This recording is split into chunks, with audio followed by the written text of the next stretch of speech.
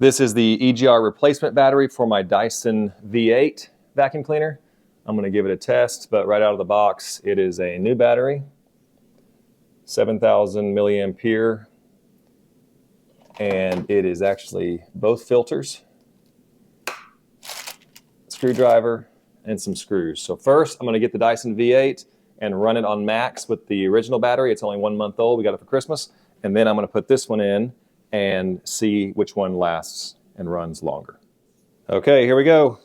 Fully charged, 3 lights. On max.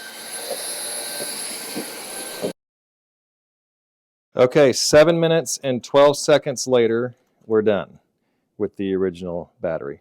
The instructions say to remove the dust cover, unscrew at the handle, and then unscrew the dust cover back screw, and then replace the battery. So let's see how easy or difficult that is.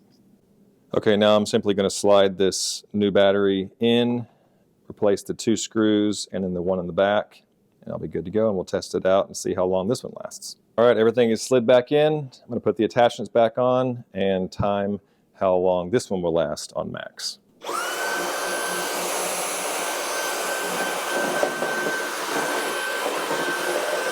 Okay, that's it. All right, now for my final thoughts. I'm going to put this Dyson battery back in the box. It is obviously still a good battery.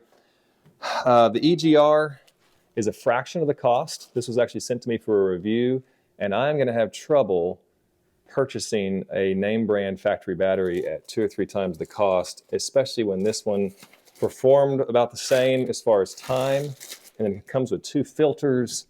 I don't know, unless you're just married to the idea of having a name brand battery, you should at least give this one a look.